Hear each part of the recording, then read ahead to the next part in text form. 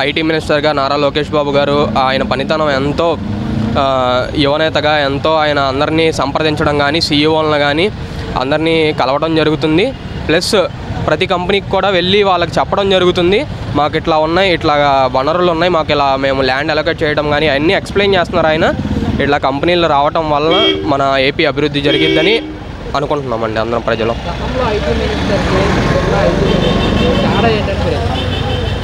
మనందరికీ తెలిసిందే అండి, ప్రీవియస్ ఆయన గుడివాడ అమర్నాథ్ అని చెప్పేసి ఆయన ఉన్నారు, కోడిగుడ్డు పెట్టలేదు, ప్లస్ అక్కడికి వెళ్తే చలి ఎక్కువగా ఉంది మేము అని చెప్పేవాళ్ళు.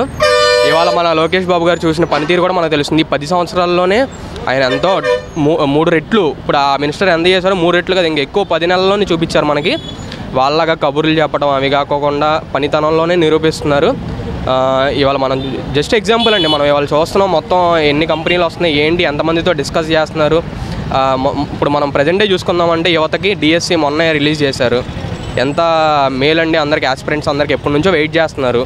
అప్పుడు హామీ ఇచ్చారు బాబు గారు, ఇప్పుడు నెరవేర్చారు. బాబు అంటే జాబే. ఇంకా ఎలా అనిపిస్తుందా డిఎస్సి నోటిఫికేషన్ కోసం ఎన్నాళ్ళుగా నుంచి ఎదురు చూస్తున్నారు, ఇచ్చిన మాట కానీ నిలబెట్టుకున్నారు, ఎలా అనిపిస్తుంది?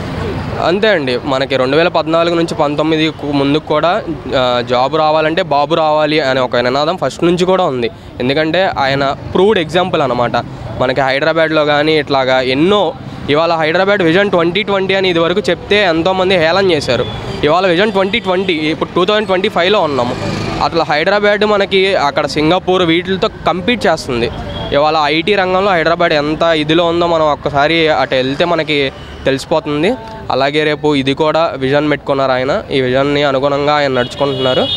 ఇలాగే కంటిన్యూ అయ్యి మనం ఇంకా హైదరాబాద్తో పాటు కాకుండా మిగతా అన్నిటితో కంపీట్ అవ్వాలని చెప్పేసి కోరుకుంటాం. ప్రజెంట్ ప్రభుత్వం చాలా బాగా చేస్తుందండి.